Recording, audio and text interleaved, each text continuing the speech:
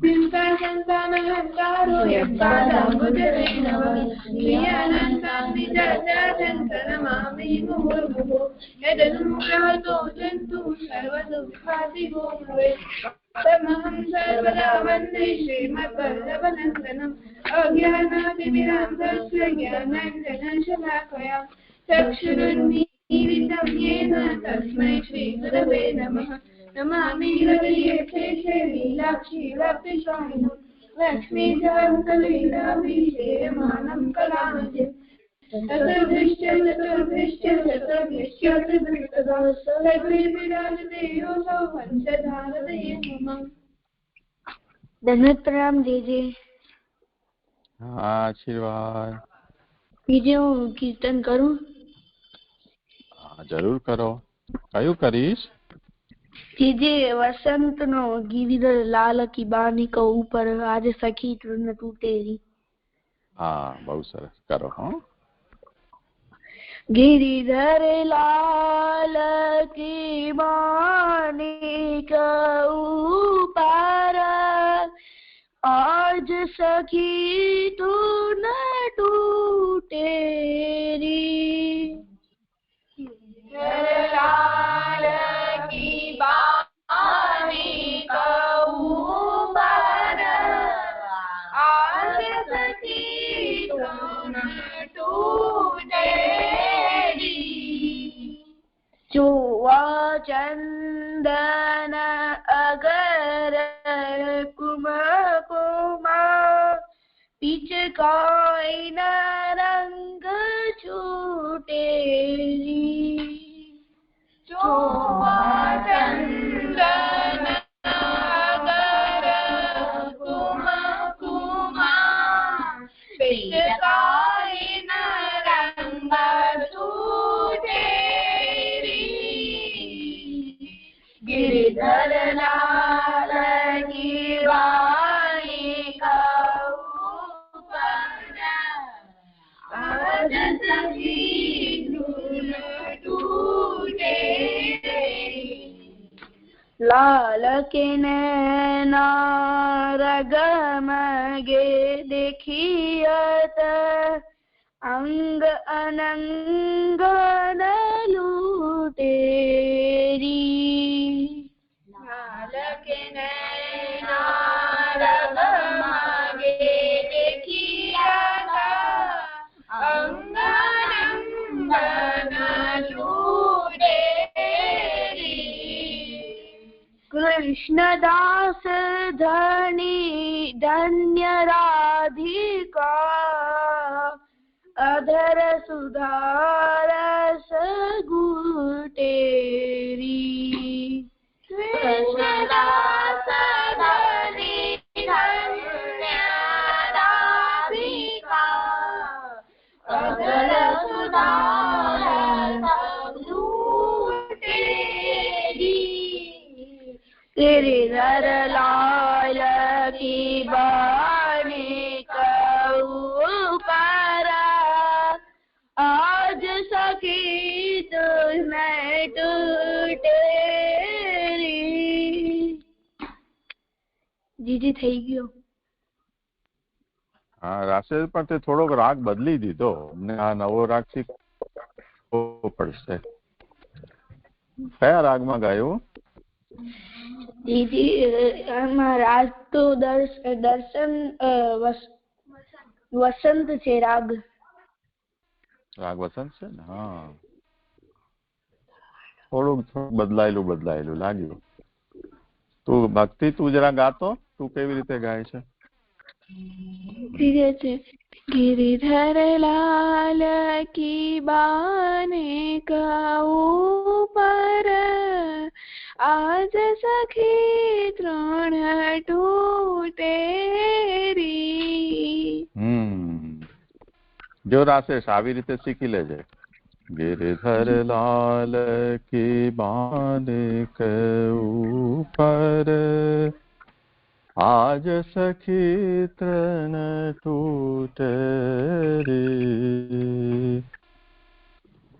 चोवा चंदन अगर कुंकुमा पिचकाई रंग छूट रे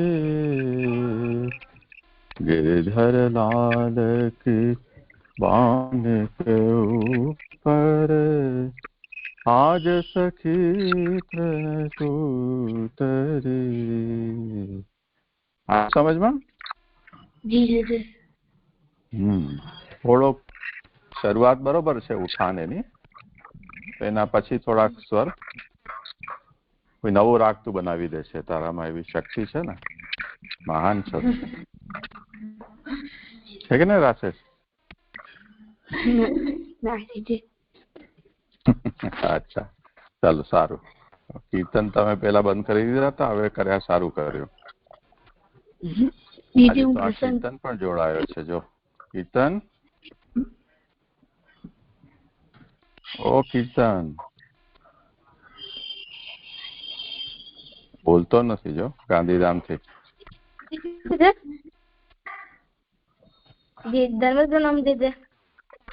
હા કેમ છો? મજામાં?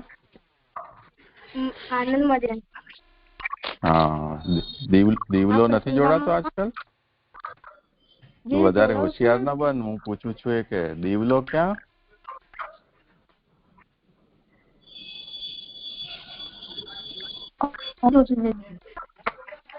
અચ્છા સારું સારું. હવે થોડું થોડું તું પણ કર્યા કર આ બચ્ચાઓ સાથે. ભગવદ વાર્તા છે, અવતાર ચરિત્ર છે. તને આવડે છે ગુજરાતી હિન્દી વાંચતા? ગુજરાતી વાત આવડે છે? હે થોડુંક થોડુંક થોડુંક આવડે છે. ગુજરાતી થોડુંક થોડુંક. શું ભણે છે તું? કયા ધોરણમાં? છઠ્ઠામાં. હા તો આ બધા છઠ્ઠામાં જ છે ને? જી જી સારું, તૈયારી કરી લેજે આ લોકો સાથે. જી જી જી જી જી.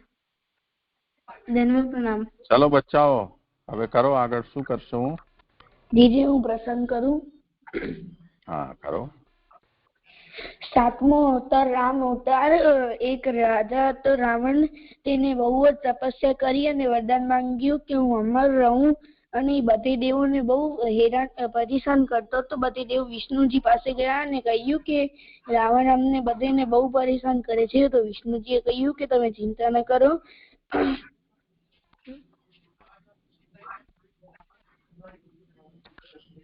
શું થયું? વશિષ્ઠ ઋષિના ઘરે 4 બાળકો દશરથ રાજાના ઘરે 4 બાળકોમાં જન્મ લે છે. એમાં સૌથી વધુ હું રામમાં હોઈશ. અને પછી થોડાક સમય પછી દશરથ રાજાને 4 પુત્ર થયા. એક રામજી, લક્ષ્મણજી, ભરતજી અને શત્રુઘ્નજી.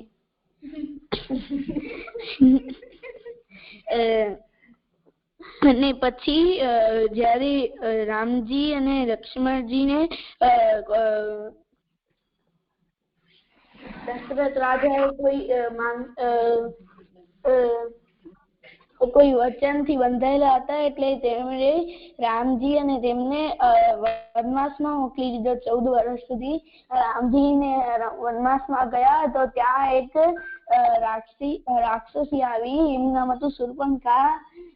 તેને રામજીને કહ્યું કે તમે મારાથી લગ્ન કરશો? તો રામજી કહ્યું કે ના, મારા લગ્ન થયેલા છે. પછી લક્ષ્મણજીને પૂછ્યું તો લક્ષ્મણજીએ પણ એમ જ કહ્યું મારા લગ્ન થયેલા છે. અને પછી તે રાક્ષસી બહુ ક્રોધિત થઈ ગયો અને સીતાજી ઉપર હુમલો કરી દીધો. ત્યારે લક્ષ્મણજીએ તેમનો નાક અને કાન કાપી નાખ્યા. અને પછી ત્યારે એમના ભાઈ રાવણ પાસે ગઈ. અને કહ્યું કે આ મારું નાક અને કાન કાપી નાખ્યો. ત્યારે રાવણે કહ્યું, રાવણ ક્રોધિત થયો અને એના એક સૈનિકને એક સુંદર હિરણના રૂપ લઈએ અને ત્યાં જવાનું કહ્યું. સુંદર હિરણનો રૂપ લીધો તો સીતાજી તેનામાં મોહિત થઈ ગયા અને રામજીને કહ્યું કે તમે અમને પકડી આવો. તો રામજી પકડવા ગયા તો તેમના સાથે લક્ષ્મણજી પણ ગયા અને લક્ષ્મણજી ત્યારે એક લક્ષ્મણ રેખા બનાવીને ગયા હતા અને સીતાજીને કહ્યું કે તમે આને બારે ન નીકળજો. તો ત્યારે એ મોકાનો ફાયદો ઉપાડીને રાવણે એક ઋષિનો રૂપ લઈ અને ત્યાં ભિક્ષા માંગવા ગયા અને જેવી ભિક્ષા આપી સીતાજીએ તો તે લક્ષ્મણ રેખાના બારે હાલ્યા ગયા તો રાવણે તેમનું હરણ કરી લીધો અને લંકા લઈ ગયો. પછી 3 દિવસ થઈ ગયા. રામજી અને લક્ષ્મણજી સીતા માતાને ગોતતા હતા અને કઈ ખાધું પણ નતું ને કઈ પીધું પણ નતો. કઈ ખાધો પણ નતો અને કઈ પીધો પણ નતો. તો કઈ ખાધો નતો ને પીધો પણ નતો. તો પછી એમના બધે વાનરોના રાજા સુગ્રીવજી આવ્યા અને સુગ્રીવજી અને એમના સાથે હનુમાનજી પણ હતા. તો હનુમાનજીએ કહ્યું કે હું પણ મદદ કરીશ ગોતવામાં. તો પછી તે ગોતવા લાગ્યા અને પછી હનુમાનજીને ખબર પડી કે સીતાજી લંકામાં છે. તો ત્યાં જઈ અને રામજીને કહ્યું કે સીતાજી લંકામાં છે. પછી રામજીએ કહ્યું કે ચાલો તો હાલો જઈએ લંકામાં અને રાવણને મારીએ. તો ત્યાં જતા હતા તો વચમાં એક મોટો મહાસાગર આવ્યો. તો રામજીએ કહ્યું એને પાર કેમ કરીએ? ત્યારે ત્યાં એક પુલ સેતુ બનાવ્યો. એમનું નામ હતું રામ સેતુ. અને પછી તેનાથી પાર કરી અને લંકામાં ગયા અને હમલો કરી દીધો અને રામજીએ રાવણનો બધે વાંખા કાપી નાખ્યા અને પછી તેમની નાભીમાં તીર મારી એટલે રાવણનો વધ કરી દીધો.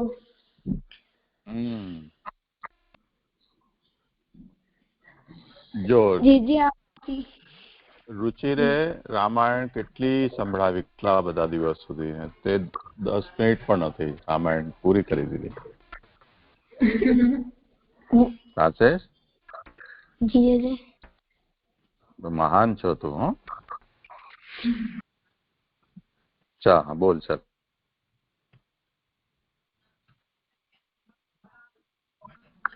એમાંથી શીખ મળે છે કે ઠાકોરજી પોતાના ભક્તોનો ઉદ્ધાર કરે અને બુરાઈને સચ્ચાઈમાં બદલી દે.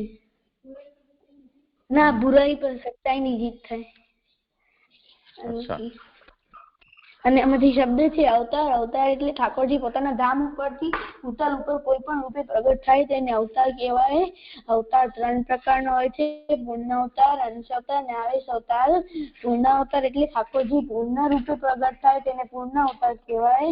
અને અંશ અવતાર એટલે ઠાકોરજી પોતાના કોઈ પણ પૂર્ણ અવતાર એટલે અંશ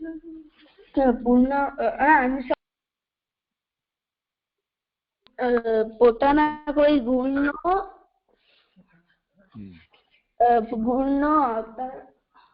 અવતાર લઈએ તેને અંશ અવતાર કહેવાય. આવેશ અવતાર એટલે ઠાકોરજી પોતે બીજામાં પ્રગટ થાય ના પ્રવેશ થાય તેને આવેશ અવતાર કહેવાય. અને આવેશ અવતાર બહુ સમય સુધી ન રહે. જ્યારે કાર્ય પૂરું થઈ જાય ત્યારે આવેશ અવતાર પર પૂરો થઈ જાય. બહુ સરસ કર્યું. બીજા કોઈ શબ્દ છે આમાં? જે રામજીનો અવતાર હતો એ પૂર્ણ અવતાર હતો, કારણ કે વિષ્ણુજી સૌથી વધુ રામજીમાં જ હતા. વિષ્ણુજી સૌથી વધુ રામજીમાં હતા. અચ્છા, બહુ સરસ. આમાં રાક્ષસ આવ્યો, રાક્ષસ શું હોય?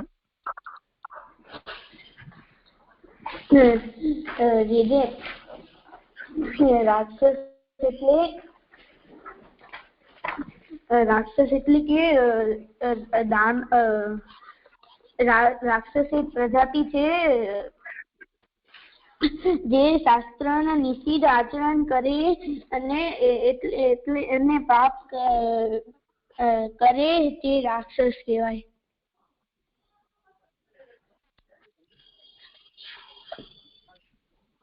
હવે જો વિભીષણ રાક્ષસ હતા તો પછી એમનું શું કરવું આપણે? એ તો ભગવાનના ભક્ત હતા, શ્રી રામચંદ્રજીના.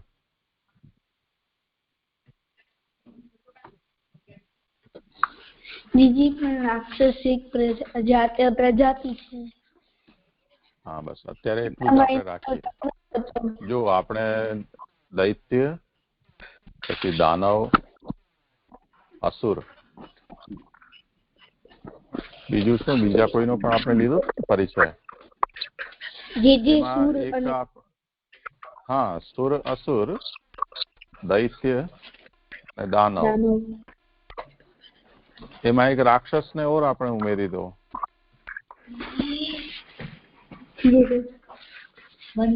એમાં આપણે એમ સમજવાનું છે કે ભગવાને બ્રહ્માજીને કહ્યું કે તમે સૃષ્ટિ પ્રકટ કરો. તો બ્રહ્માજીએ સૃષ્ટિ બનાવી. એમાં શરૂઆતમાં તો બધા ઋષિ મુનિઓ જે બહુ શક્તિશાળી હતા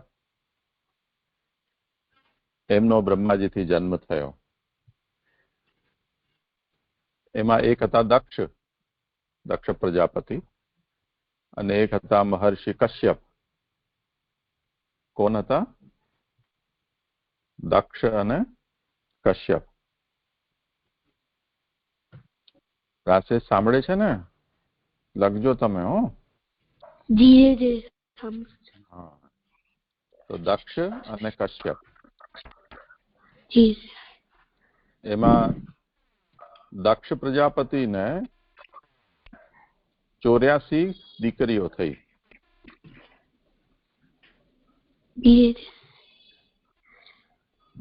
એમાંથી 17 દીકરીઓને એમણે, કશ્યપ નામના ઋષિ હતા એમની સાથે એના લગ્ન થયા. તો દક્ષની દીકરીઓ 17 કશ્યપ સાથે પરણી. એમાં આપણે જોયું કે એક દિતિ હતી, પછી એક દનુ હતી, અદિતિ પણ હતી. અદિતિના બધા જે પુત્રો થયા એ બધા આદિત્ય દેવતાઓ કહેવાયા. દિતિના દૈત્ય કહેવાયા. દનુની જે સંતાન હતી એ બધી દાનવ કહેવાય. તો એ દક્ષની 17 જે કન્યાઓ હતી એમાંની એક કન્યાનું નામ હતું સુરસા. શું નામ હતું? સુરસા. હા, સુરસા. એ સુરસા પણ કશ્યપને પરણી હતી. અને સુરસાથી આ શું થયું? એ જે ફોન વાગો. તો કશ્યપ અને સુરસાથી જે સંતાનો પેદા થઈ એ રાક્ષસ કહેવાય. કશ્યપ ઋષિ અને એમના પત્ની સુરસા, એમનાથી જે સંતાનો પેદા થઈ એ બધી રાક્ષસો કહેવાય. તો જેવી રીતે દૈત્ય અને દાનવો દેવતાઓના વિરોધી થઈ ગયા, એવી રીતે રાક્ષસો પણ દેવતાઓની કોમ્પિટિશનમાં આવી ગયા. તો એ રાક્ષસોમાં જે બહુ પ્રસિદ્ધ જે રાક્ષસો છે એના નામ લખી લો. એ રાક્ષસો એમ સમજવું કે આદિકાલના રાક્ષસો, એટલે સૃષ્ટિ જયારે થઈ તે વખતે જે પ્રકટ થયા એ બધા રાક્ષસો. પછી એમનો વંશ ચાલ્યો.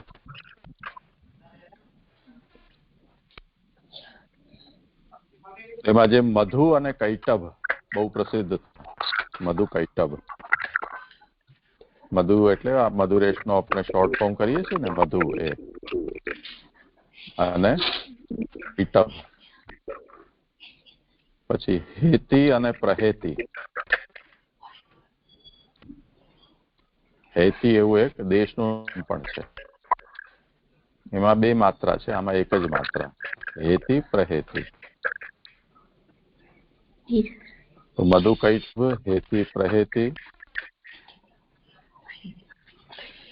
આ બધા રાક્ષસો થયા. અને એ જ રાક્ષસોમાં પછી ઘણા બધા બીજા, માલી, સુમાલી, રાવણ, કુંભકર્ણ, મેઘનાદ, અતિકાય, ત્રિષ્ટરા, નરાંતક, દેવાંતક, કુંભ, નિકુંભ, આ બધા પુરાણોમાં જેમનું વર્ણન આવે છે એવા બધા પ્રસિદ્ધ રાક્ષસો છે. તો રાક્ષસો દેવતાઓની કોમ્પિટિશનમાં એમના વિરોધી થઈ ગયા. પણ એ લોકોના લક્ષણો જ એવા હતા કે કશ્યપ એમને વધારે આગળ ન વધારી શકે. દેવતાઓના લક્ષણો સારા હતા એટલે દેવતાઓને કશ્યપ ઋષિએ આગળ કર્યા. તો આ બધાને જે દૈત્ય, દાનવ, રાક્ષસ, આ બધી જે સંતાનો હતી એમને બધાને ઈર્ષ્યા થવા લાગી કે એક જ ના અમે બધા છીએ, પણ દેવતાઓ આગળ વધી ગયા અને અમે પાછળ થઈ ગયા. તો એ લોકો લડતા રહે. તો આ રાક્ષસનું થયું. દક્ષ પ્રજાપતિની દીકરી સુરસા કશ્યપને પરણી, એમની જે સંતાનો થઈ એ બધી રાક્ષસો કહેવાય. સમજમાં આવ્યું? જી જી જી જી, મને એમ સમજમાં આવ્યું કે અસુર અને કશ્યપ, સુરસા એને કશ્યપ કહેવાય અને એમના પુત્ર અસુર છે.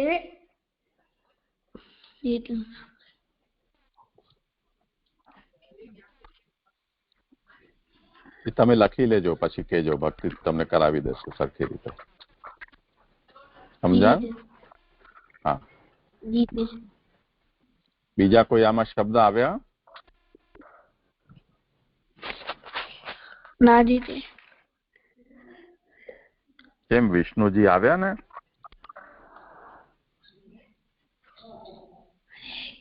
વિષ્ણુ કોણ છે? રુચિરને કહેવા દો. પ્રણામ જી. ત્રણ ગુણ દેવતા હોય છે. તે ગુણ એક અવતાર, ગુણ અવતાર. પેલા વિષ્ણુજી, પછી બ્રહ્માજી, પછી મહેશજી. ઈ લોકો ત્રણ ગુણ આપણી પૃથ્વીનો ત્રણ ગુણ કંટ્રોલ કરે છે. ઈ ગુણ અવતાર છે. કોના છે અવતાર? ઈ પરબ્રહ્મના અવતાર ગુણ અવતાર કહેવાય છે. અને બ્રહ્માજી રાજસી ગુણ કંટ્રોલ કરે છે. વિષ્ણુજી સત્ય ગુણ કંટ્રોલ કરે છે અને સત્વ ગુણ કંટ્રોલ કરે છે. અને શિવજી તામસી ગુણ કંટ્રોલ કરે છે. જયારે આપણે ગુણ બોલીએ ને ત્યારે તામસી ન બોલાય, તામસ કહેવાય, યા તો તમો ગુણ કહેવાય. રજોગુણ, તમોગુણ અને સત્વગુણ. અને જે વસ્તુ તામસ વધારે હોય, તમોગુણ વધારે હોય, એને તામસી કહેવાય. જેમાં રજોગુણ વધારે હોય એને રાજસી કહેવાય. જેમાં સત્વગુણ વધારે હોય એને શું કહેવાય? તું બતાવ.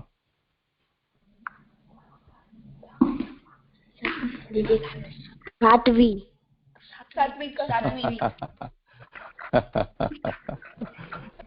સાત્વિક, સાત્વિકી.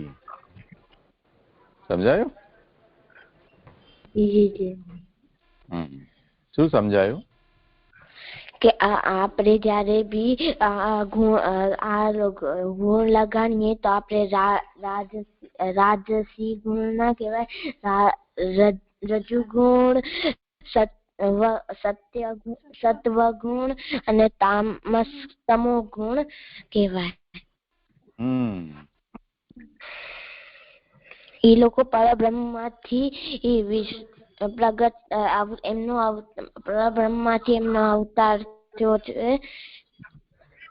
છે વિષ્ણુજી, શિવજી અને બ્રહ્માજી. અને એ લોકો આપણી પૃથ્વી કંટ્રોલ કરે છે. એમને ગુણા દેવતા કહેવાય. અરે ગુણાવતાર.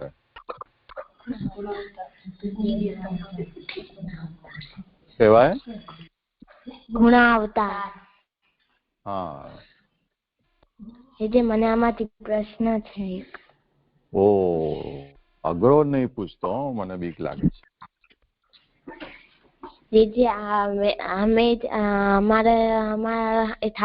જયારે રામજી પાસે એવી વિધિ હતી કે એમના પાસે એ બાણ નું નામ શબ્દવેદી બાણ હતો. એ અદ્રશ્ય તો બી એને જઈને લાગે એમને તારકાસુર માંથી બાણ ને પ્રયોગ કર્યો હતો.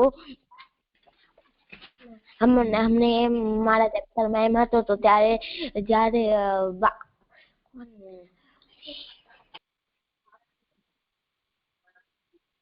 તો પછી પ્રશ્ન તો કર. ફોન મ્યુટ થઈ ગયો. મેઘનાથજી જયારે અદ્રશ્ય થઈ જતા હતા ત્યારે રામજીએ શબ્દવેદી બાણ નો યુઝ શું કામ ના કર્યો? એમના પાસે એમને યુઝ કરી શકતા હતા તો છતાં એમને ત્યારે ના કર્યો.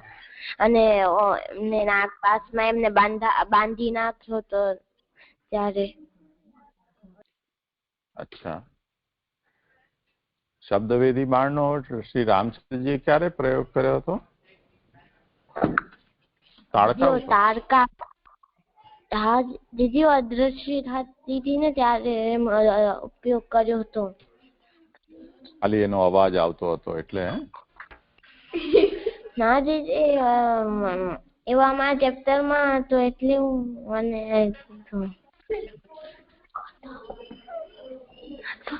તો બહુ રિસર્ચ કરવી પડે એવું છે. હા રુચિર, પણ જો એવું હતું ને કે મેઘનાદ રાક્ષસો પાસે એવી જાદુઈ શક્તિઓ હતી કે એ લોકો એક સાથે પોતાના અનેક રૂપો દેખાડી દેતા.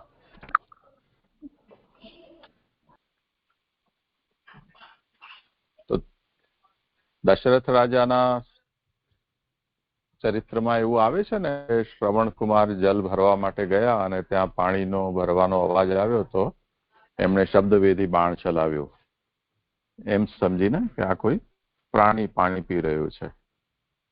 અને એ બાણ શ્રવણકુમારને લાગ્યું અને એમનું મૃત્યુ થઈ ગયું.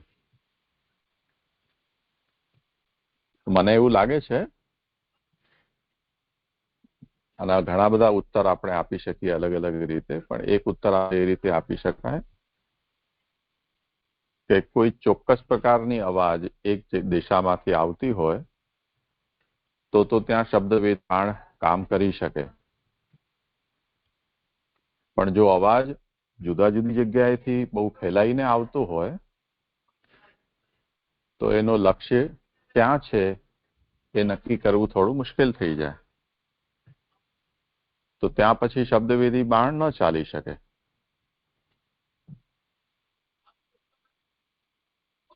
સમજમાં આવ્યું? જી જી જી જી મને એમ સમજમાં આવ્યો કે આપણે જ્યાં જે જગ્યા અવાજ આવે એ જગ્યા આપણે શબ્દવેદી બાણ નો યુઝ થાય. બધી જગ્યાથી અવાજ આવે, અહીંયાથી અવાજ આવ્યો, બધી જગ્યાથી ચારે બાજુથી અવાજ આવે તો આપણે આ શબ્દવેદી બાણ નો ઉપયોગ ના કરી શકીએ. તમે કોઈ વખતે થોડું આગળ ભણશો ને તો એમાં તમને એવું આવશે. અત્યારે સાયન્સે એટલું ડેવલપમેન્ટ કરી લીધું છે કે એમાં શબ્દવેધી બાણ જેવી સોનાર સિસ્ટમ, જેને સોનોગ્રાફી કહેવાય છે ને, એ સોનોગ્રાફી એ જ છે, ધ્વનિ તરંગોથી આપણને એ સ્થાન ઓળખી બતાવે. તો ઘણી વખતે આપણને ડોક્ટર સોનોગ્રાફી કરવાનું કહે. સોનોગ્રાફીમાં જે યંત્ર હોય જેનાથી એ લોકો ચેકિંગ કરતા હોય છે, એ ધ્વનિ તરંગ, સાઉન્ડ વેવ્સ છે, એને છોડે. અને સાઉન્ડ વેવ્સ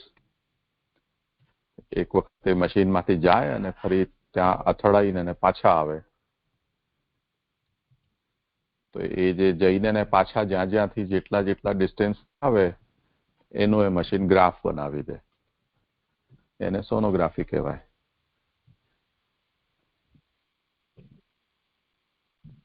તો એ સોનોગ્રાફીનો ઉપયોગ જેમ આપણા શરીરની અંદર કોઈ ગાંઠ છે કે જેના માતાના પેટમાં બાળક છે, બાળકનો વિકાસ કેવો થયો છે એ બધું જાણવા માટે સોનોગ્રાફીનો ઉપયોગ કરે. એ જ યંત્રનો ઉપયોગ જેટલા પણ સમુદ્રની અંદર કે પાણીની અંદર જેટલા જતા હોય છે વહાણો, એ પણ કરતા હોય છે. પાણીની અંદર દેખાય નહીં, વિઝન બ્લર થઈ જાય, એટલે દૂર સુધીનું દેખાય નહીં. તો એના જે સોનાર છે એ ધ્વનિ તરંગોને પ્રસારિત કરે, એ ત્યાંથી પાછા રિફ્લેક્ટ થાય ને એનાથી એ લોકો કેટલા અંતર ઉપર કયા જાતની આકૃતિનું કયું કોઈ બીજી સબમરીન છે કે શત્રુઓએ કંઈ માઇન્સ ગોઠવી રાખી હોય તો તે વસ્તુઓને ડિટેક્ટ કરે. એવું થર્મલ પણ ડિટેક્શન હોય છે, ગરમીને એ લોકો કરે. જ્યારે આ યુદ્ધ થાય અને ફાઇટર જેટ બધા ઉડતા હોય તે વખતે જે મિસાઇલ છોડે એની અંદર મિસાઇલ એ હીટને ડિટેક્ટ કરે, એ જાતની મિસાઇલ હોય, એટલે ગરમીને ઓળખે. તો પ્લેન જતા હોય, એ પ્લેનમાં એન્જિનમાંથી જેટલી ગરમી નીકળતી હોય એ ગરમીને મિસાઇલ પોતાનું ટાર્ગેટ બનાવે. તો બહુ સરળતાથી એ મિસાઇલ એક વખત છોડી દો, પછી આરામથી સુઈ જાઓ તમે, મિસાઇલ તો પ્લેનને ઉડાડી દેશે.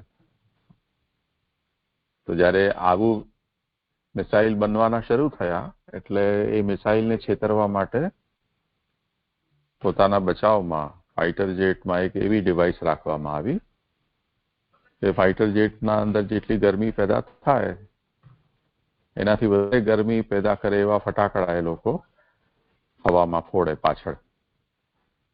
તો એક સાથે આપણે જેમ દિવાળીમાં કેમ ફટાકા ફોડીને એમાંથી બધા તણખલાઓ નીકળે, એમ ઘણા બધા તણખલાઓ એના અંદરથી નીકળે.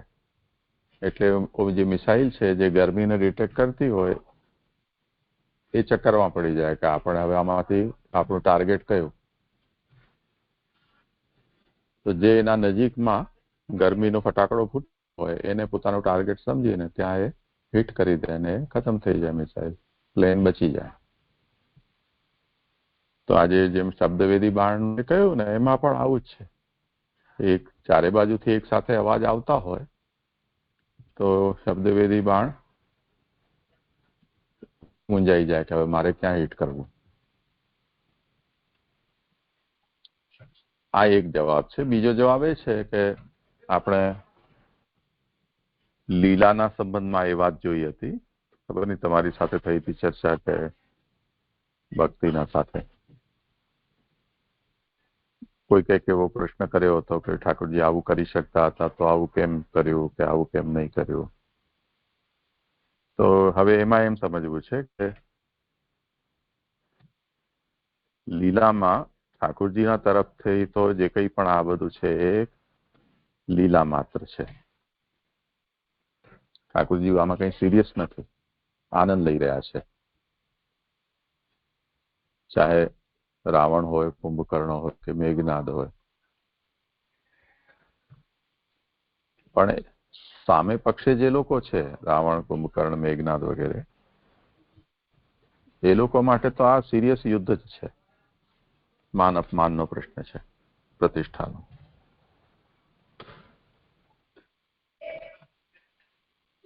તો જ્યારે એ લોકો એને સિરિયસલી લેતા હોય તે વખતે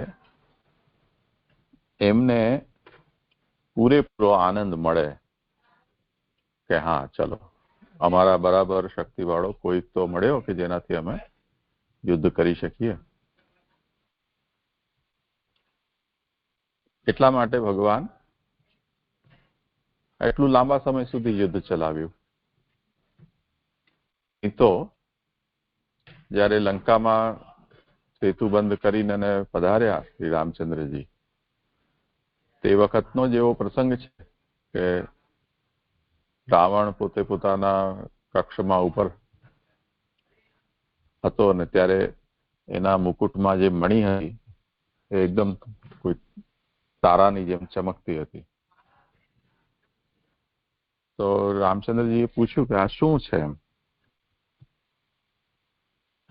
તો વિભીષણે કે કોઈ કહ્યું કે આ તો રાવણના મુકુટની મણી છે. તો ત્યારે શ્રી રામચંદ્રજીએ કે લક્ષ્મણજીએ ત્યાંથી જ બાણ ચલાવીને અને એના મુકુટને એના માથા ઉપરથી નીચે પટકી દીધું.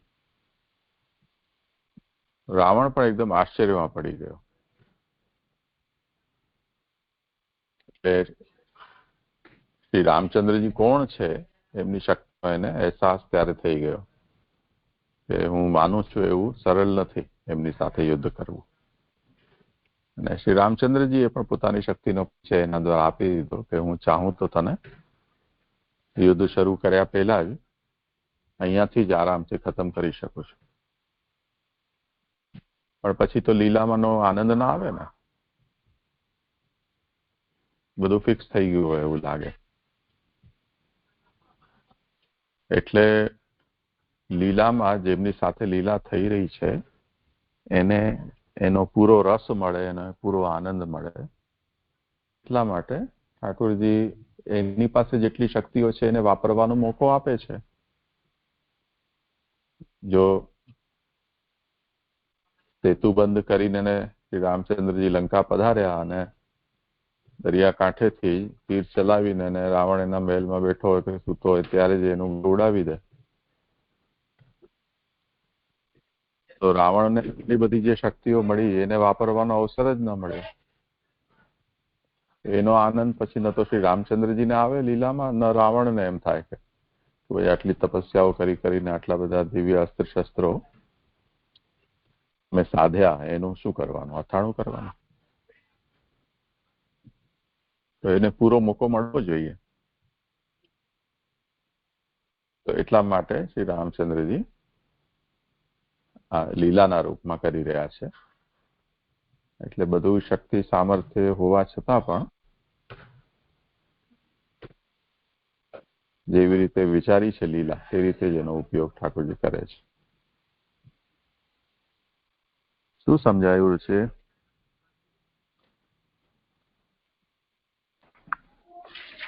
જીજી એમ સમજાયું કે શબ્દવેદી બાણ જ્યાં જે એક જગ્યા અવાજ આવે તો એ જ જગ્યા ઈ બાણ જાય, બધી જગ્યાથી અવાજ આવે તો એ નહીં જઈ શકે. અને એમ એક રામજીએ એક વાર રામસેતુ બનાવીને એના પછી રામજીએ પૂછ્યું હતું વિભીષણજીને કે આ શું છે ત્યાં. તો વિભીષણજીએ કીધું કે આ રાવણનો એની સભા છે, ત્યાં એની સભા ચાલુ હોય છે. ત્યારે રામચંદ્રજીએ એક બાણ નાખી એમની મુકુટ ફેંકી દીધું. ત્યારે જ રાવણને ખબર પડી ગઈ હતી કે રામજીથી હું જીતી તો શકીશ નહીં સરળતાથી. એટલે એમ ત્યારે સમજી ગયા હતા. અને રામચંદ્રજીએ બી ત્યારે જ કહી દીધું હતું કે હું છે તો ત્યારે જ એમનો વધ કરી શકે છે, પણ રામચંદ્રજીએ લીલા કરવા માટે ત્યારે એમનો વધ ના કર્યો. લીલા કરી અને પછી વધ કર્યો રાવણનો.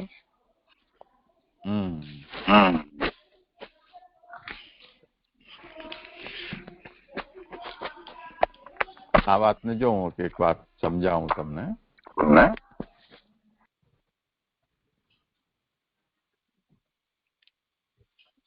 કે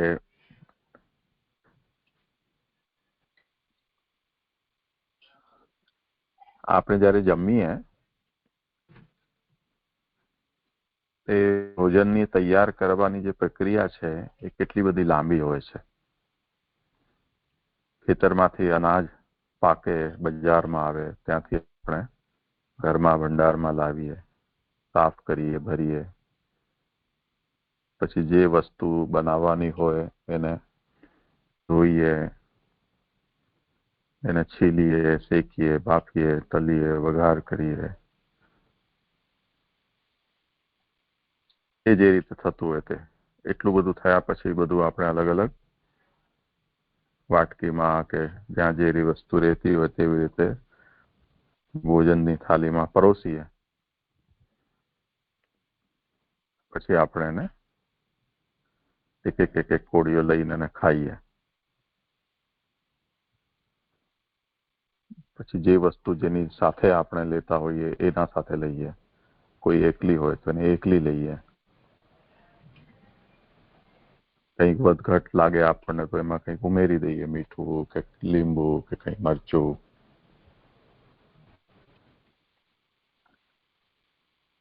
પણ છેલ્લે બાકી આપણા જ્યાં પેટમાં જાય એક મીઠું, ખાટું, તીખું, તુરું બધી જ જાતનું એક જગ્યાએ જ આટલું નાનકડી આપણી પેટની અંદર સમાય. હવે જો છેલ્લે બાકી બધું પેટમાં એક ભેગું જ થવાનું છે તો આટલી કડાકૂટ કરવાની જરૂર શું છે?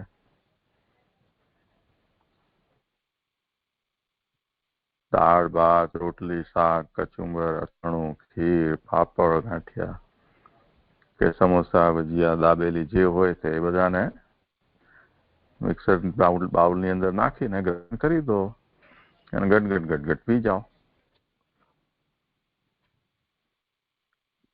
છેલ્લે તો આ જ થવાનું છે ને.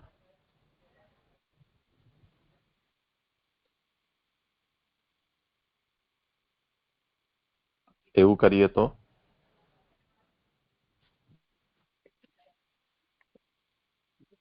રુચિ તો બ્રાહ્મણ ભોજન પ્રિય છે, બતાવ. તો પછી ખાવાનું કઈ પેટમાં જાય ને તો એવું જ થશે, પણ બધું સ્વાદ એક સાથે મિક્સ થઈને સરખો સ્વાદ નહીં આવે. જે એકનો સ્વાદ નહીં આવે તે ખાવાનો અલગ અલગ સ્વાદ આવશે.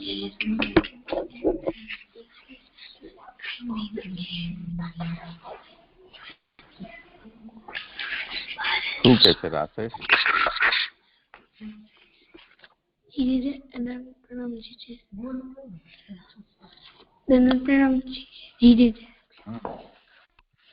જીજે બધો ભેગો કરીને કરીએ તો ખાવાની મજા જ ના આવે. એક એક કરીને ખાઈએ તો બહુ મજા આવે. શાબાશ, એ જ તો કહું છું. તો જો હવે ઠાકોરજી પાસે બધી શક્તિ છે, મનમાં વિચાર કરે એટલી વારમાં તો પ્રભુ બધું કરી શકે, પણ એવું કરે તો મજા ના આવે ને. નહીં તો ઠાકોરજીને આટલું સેતુ બંધ કરવાની પણ જરૂર. સમુદ્ર તો પહેલે જ ગભરાઈ ગયો હતો કે આપ તો રસ્તો આપી દો. અચ્છા, શ્રી રામ પોતે એમને એમ પધારી શક્યા હોત, પણ આ રામાવતાર છે, કૃષ્ણાવતાર નથી. કૃષ્ણાવતારમાં કંઈ ઊંધું ચતું થઈ શકે. રામાવતારમાં તો જે મર્યાદાથી શ્રી રામ પ્રકટ થયા છે એ મર્યાદાથી જ બધું ચાલવું જોઈએ. રામે મનુષ્યની મર્યાદા સ્વીકારી છે અને મનુષ્યની એ શક્તિ નથી કે પોતે આ રીતે સમુદ્ર ઉલ્લંઘન કરે, તો એના માટે આટલો મોટો પુલ બનાવવો પડ્યો.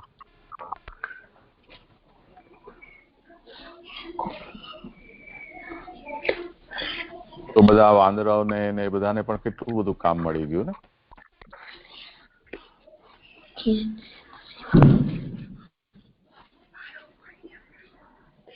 જો સીધું શ્રી રામચંદ્રજી ત્યાં પધારી ગયા હોત, જેમ રાવણ પોતે સીતાજીનું હરણ કરીને આકાશ માર્ગથી જતો રહ્યો ત્યાં, રામચંદ્રજી માટે શું મોટી વાત હતી એ. પણ એવું કરે તો ન રાવણને મજા આવે, ન આપણને એ લીલાનું સ્મરણ કરવામાં આનંદ આવે. સમજાય? તો એ લીલાનો આનંદ લેવા માટે શ્રી રામચંદ્રજી આવું કર્યું, એમ આપણને સમજવું જોઈએ. ઠીક છે? સારું છે. અહીંયા વિરામ રાખીએ.